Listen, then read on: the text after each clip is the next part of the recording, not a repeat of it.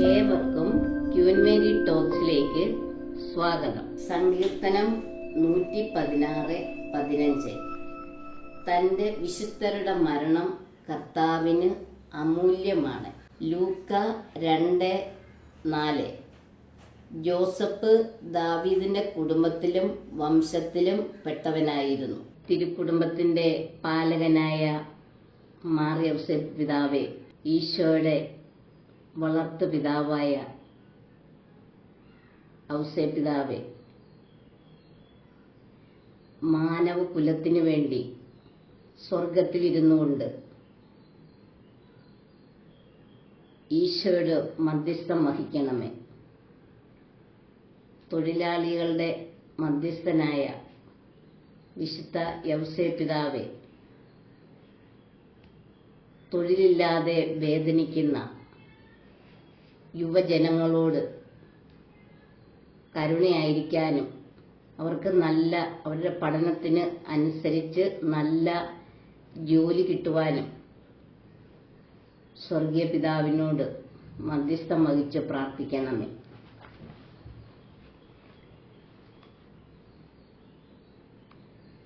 യേശുവിൽ ഏറ്റവും സ്നേഹമുള്ള പ്രിയ സഹോദരങ്ങളെ, നമുക്ക് ഔസേപ്പ് പിതാവിന്റെ മരണത്തിരുനാളിനോടനുബന്ധിച്ച് ഔസേപ്പ് പിതാവിനോട് നമുക്ക് ചേർന്ന് രണ്ട് വാക്ക് ശ്രവിക്കാം. മാർച്ച് 19 നാളെയാണ് ഔസേപ്പ് പിതാവിന്റെ മരണത്തിരുനാള്. തിരുക്കുടുംബത്തിന്റെ കാവൽക്കാരനാണ് ഔസേപ്പ് പിതാവ്. നമ്മുടെ ഈശോയുടെ വളർത്തു പിതാവാണ് ഔസേപ്പ് പിതാവ്. പിതാവിനടുത്ത സ്നേഹമായിരുന്നു ഔസേപ്പ് പിതാവിന് ഈശോയോട്. എളിമയുടെ നിറകുടമായിരുന്നു ഔസേപ്പ് പിതാവ്. തച്ചന്റെ ജോലി ചെയ്താണ് ഔസേപ്പ് പിതാവ് തിരുക്കുടുംബത്തെ പോറ്റിയിരുന്നത്. ഒരിക്കലും ഉണ്ണീശോയെ മരണകരമായ അപകടത്തിൽ നിന്ന് രക്ഷിച്ചതുപോലെ ഇപ്പോൾ തിരുസഭയെ ശത്രുവിന്റെ കെണിയിൽ നിന്നും എല്ലാ ആപത്തുകളിൽ നിന്നും കാത്തുകൊള്ളണമെന്ന് നമുക്ക് ഔസേപ്പ് പിതാവിനോട് പ്രാർത്ഥിക്കാം. ഈശോയുടെ മടിയിൽ കിടന്നാണ് വിശുദ്ധ ഔസേപ്പ് പിതാവ് മരിക്കുന്നത്. പിതാവിനോടെന്ന പോലെ സ്നേഹമായിരുന്നല്ലോ ഈശോയ്ക്ക് ഔസേപ്പ് പിതാവിനോട്. പിന്നെ ഔസേപ്പ് പിതാവിന്റെ പേരാണ് യാക്കോബ് എന്നായിരുന്നു ഔസേപ്പ് പിതാവായ ജോസഫിന്റെ പിതാവിന്റെ പേര്. അങ്ങനെ കർത്താവിന്റെ ദൂതൻ സ്വപ്നത്തില് പ്രത്യക്ഷപ്പെട്ട് ഔസേപ്പ് പിതാവിനോട് പറയാണ്, ദാവീദിന്റെ പുത്രനായ ജോസഫ് മറിയത്തെ ഭാര്യയായി സ്വീകരിക്കാനായിട്ട് ശങ്കിക്കേണ്ട. അതുപോലെ തന്നെ സ്വർഗീയ പിതാവിന് ഏറ്റവും സ്നേഹമുള്ള മകനായിരുന്നു ഔസേപ്പ് പിതാവ്. ഔസേപ്പ് പിതാവിനെ ഈശോ തന്റെ ഓമൽകുമാരനായ ഈശോയുടെ ജനനത്തിനു വേണ്ടി പരിശുദ്ധ മറിയത്തിന് ഒരു കൂട്ടായിട്ട്, അല്ലെങ്കിൽ ഈശോയ്ക്ക് വളർത്തു പിതാവായിട്ടൊരു പിതാവിനെ ആവശ്യമുണ്ടായിരുന്നതുകൊണ്ട് ഔസേപ്പ് പിതാവിനെ പിതാവായ ദൈവം തെരഞ്ഞെടുത്തു. അതുപോലെ യുവകോമളനും സൽസ്വഭാവിയും നീതിമാനുമായിരുന്നു ഔസേപ്പ് പിതാവ്. അതുകൊണ്ടാണ് ഔസേപ്പ് പിതാവിനെ പിതാവായ ദൈവം തന്റെ പുത്രന് ഭൂമിയിൽ ഒരു പിതാവിന് വേണ്ടിയിട്ട് ഔസേപ്പ് പിതാവിനെ തിരഞ്ഞെടുത്തത്. ഉണങ്ങിയ അല്ലിക്കൊമ്പുകൾ ഔസേപ്പ് പിതാവിന്റെ കയ്യിലിരുന്ന് പുഷ്പിച്ചു എന്നാണ് ഔസേപ്പ് പിതാവിന്റെ കഥകളിൽ പറയുന്നത്. അപ്പോൾ അത്രയ്ക്ക് നീതിമാനായ ഒരു പുരുഷനായിരുന്നു ഔസേപ്പ് പിതാവ്. അതുകൊണ്ടാണ് പരിശുദ്ധ മറിയത്തിന് വേണ്ടി ഔസേപ്പ് പിതാവിനെ തിരഞ്ഞെടുത്തത്. പരിശുദ്ധാത്മാവിനാൽ ഗർഭിണിയായ മറിയത്തെ സ്വീകരിക്കാൻ വേണ്ടിയിട്ട് കാവൽ മാലാഖയെ ഭൂമിയിലേക്ക് പിതാവായ ദൈവം അയച്ചതാണ്. അപ്പോൾ മറിയം ഗർഭിണിയാണെന്ന് അറിഞ്ഞപ്പോൾ ഔസേപ്പ് പിതാവിന് മറിയത്തെ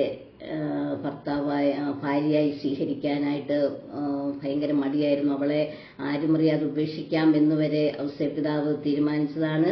പക്ഷേ ദൂതൻ കിടന്നു എന്ന് പറഞ്ഞു, സ്വപ്നത്തിൽ പറഞ്ഞു, ഗർഭിണിയായ മറിയത്തെ സ്വീകരിക്കാൻ മടിക്കേണ്ട, പരിശുദ്ധാത്മാവിനാലാണ് മറിയം ഗർഭം ധരിച്ചിരിക്കുന്നത്, അതുകൊണ്ട് അവളെ ഭാര്യയായി സ്വീകരിക്കാൻ മടിക്കേണ്ട എന്നുള്ള മാലാഖയുടെ തിരുവചനം അനുസരിച്ച് ജോസഫ് ഭാര്യയായിട്ട് മറിയത്തെ സ്വീകരിച്ചു. അങ്ങനെ മറിയമാണ് ജോസഫിന്റെ ഭാര്യ. അങ്ങനെ മറിയത്തോടൊത്ത് ജീവിച്ച് ഉണ്ണീശോയെ പ്രസവിക്കാൻ സമയമായപ്പോഴത്തേനും അവര് ഇങ്ങനെ പലായനം ചെയ്യുകയാണ് ഉണ്ണീശോയെ പ്രസവിക്കാൻ വേണ്ടിയിട്ട്. അതാണ് പറയുന്നത്, ജോസഫ് ദാവീദിന്റെ കുടുംബത്തിലും വംശത്തിലും പെട്ടവനായിരുന്ന പേരെഴുതിക്കാനായിട്ട് ഗലീലെ പട്ടണമായ നസ്രത്തിൽ നിന്ന് യൂദയായിൽ ദാവീദിന്റെ പട്ടണമായ ബെത്ലഹേമിലേക്ക് ഗർഭിണിയായ ഭാര്യ മറിയത്തോടുകൂടെ പോവുകയാണ് ഔസേപ്പിതാവ്. നസ്രത്തിൽ നിന്ന് ബെത്ലഹേമിലേക്ക് പോവുകയാണ്. അവിടെ ആയിരിക്കുമ്പോഴാണ് പരിശുദ്ധ കന്യാമറിയത്തിന് പ്രസവ സമയമാവുകയും തന്റെ കടിഞ്ഞൂൽപുത്രനെ പ്രസവിക്കുകയൊക്കെ ചെയ്തത്. അവിടുന്ന് അവർക്ക് മറിയത്തിനെ പ്രസവിക്കാനായിട്ട് ഒരു സ്ഥലവും അവർ അന്വേഷിച്ചിട്ട് കിട്ടിയില്ല. ലാസ്റ്റ് പുൽത്തൊട്ടിയിൽ കിടന്ന് ഉണ്ണീശോയെ പ്രസവിച്ചു. അതിന് പറഞ്ഞ അടയാളം പിള്ളക്കച്ചുകൊണ്ട് പൊതിഞ്ഞ പുൽത്തൊട്ടിയിൽ കിടത്തി. പിള്ളക്കച്ചുകൊണ്ട് പൊതിഞ്ഞ് ഉണ്ണീശോയെ പുൽത്തൊട്ടിയിൽ കിടത്തി. അങ്ങനെയാണ്. പിന്നെ അവിടുന്ന് അതുപോലെ തന്നെ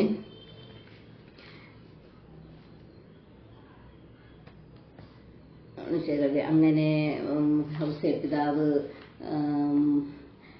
വളരെ നീതിമാനായിരുന്നതുകൊണ്ട് അതുപോലെ പല മരണകരമായ അവസ്ഥയിൽ നിന്നൊക്കെ ഉണ്ണീശോയെ കാത്തുരക്ഷിച്ചു. അതുപോലെ ഉണ്ണീശോയെ കാണാതെ പോയപ്പോൾ പിന്നെ അന്വേഷിച്ച് ദേവാലയത്തിൽ പ്രസംഗിച്ചുകൊണ്ടിരുന്ന ഉണ്ണീശോയെ ഇവരുടെ കൂടെ ഒരു യാത്രയിൽ വഴിയിൽ വെച്ച് ഉണ്ണീശോയെ കാണാതെ പോയി. അപ്പോൾ ഔസേപ്പിതാവും മറിയവും വളരെയധികം വേദനിച്ചു. മറിയത്തെ പോലെ തന്നെ ഔസേപ്പിനും വളരെ ദുഃഖമുണ്ടായിരുന്നു. അവര് അന്വേഷിച്ചെന്ന് ലാസ്റ്റ് ദേവാലയത്തിൽ വെച്ച് ഉണ്ണീശോയെ കണ്ടുമുട്ടുകയും അങ്ങനെ ഉണ്ണീശോയെ കൂട്ടിക്കൊണ്ട് അവരാദ്യം തിരിച്ചു പോന്നു. അത് കഴിഞ്ഞ് ഈശോ വീട്ടിലേക്ക് വന്ന് അവർക്ക് മാതാപിതാക്കൾക്ക് വിധേയനായി ജീവിച്ചു. തച്ചന്റെ ജോലി ചെയ്ത കുടുംബം പുലർത്തിയിരുന്ന ഔസേപ്പിതാവിന്റെ കൂടെ തച്ചൻ ജോലിയൊക്കെ ചെയ്ത് ഉണ്ണീശോ അവർക്ക് വിധേയനായി ജീവിച്ചു. അങ്ങനെ വാർദ്ധക്യത്തിലെത്തിയ ഔസേപ്പിതാവ് ഈശോയുടെ മടിയിൽ കിടന്നാണ് മരിക്കുന്നത്. അപ്പോൾ ഈശോയ്ക്ക് അത്രയേറെ ഇഷ്ടമായിരുന്നു ഔസേപ്പിതാവിനെ. അപ്പം ആ ഔസേപ്പിതാവിനോട് നമുക്കും ആത്മാർത്ഥമായിട്ട് പ്രാർത്ഥിക്കാം. അതുപോലെ തിരുക്കുടുംബത്തിന്റെ എത്രയും വിവേകമുള്ള കാവൽക്കാരനായ ഔസേപ്പിതാവ്, പിന്നെ ഞങ്ങളുടെ എത്രയും വല്ലഭമുള്ള പാലകനെ, അന്ധകാര ശക്തികളോട് ഞങ്ങൾ ചെയ്യുന്നതിൽ ഞങ്ങളെ കാത്തുകൊള്ളണമേ എന്ന് നമുക്ക് ഔസേപ്പിതാവിനോട് പ്രാർത്ഥിക്കാം. മനുഷ്യരക്ഷയ്ക്ക് വേണ്ടി രക്തം ചിന്തി കുരിശിൽ സ്വയം ബലി അർപ്പിച്ച അങ്ങേ വളർത്തുകുമാരനെ ദൈവത്തിന് കാഴ്ചവെച്ചുകൊണ്ട് ഞങ്ങൾക്ക് ഇപ്പോൾ ആവശ്യമായിരിക്കുന്ന അനുഗ്രഹങ്ങൾ പ്രിയ ഔസേപ്പിതാവേ, സ്വർഗീയ പിതാവിൽ നിന്ന് ഞങ്ങൾക്ക് വാങ്ങിത്തരണം. നമുക്ക് ഔസേപ്പിതാവിനോട് പ്രാർത്ഥിക്കാം. വിശുദ്ധ ഔസേപ്പിതാവേ, ഹെറോദോസിന്റെ ക്രൂര വാളിൽ നിന്ന് ഉണ്ണീശോയെ കാത്തു രക്ഷിച്ചതുപോലെ ഈ പിശാചിന്റെ കെണികളിൽ നിന്നും സകല തന്ത്രങ്ങളിൽ നിന്നും ദുഷ്ടന്മാരുടെ സകല തന്ത്രങ്ങളിൽ നിന്നും ഞങ്ങളെയും മാനവകുലത്തെയും കാത്ത് സംരക്ഷിക്കണമേ. അതുപോലെ മാധ്യസ്ഥം വഹിച്ച് പ്രാർത്ഥിക്കുകയും ചെയ്യണമേ.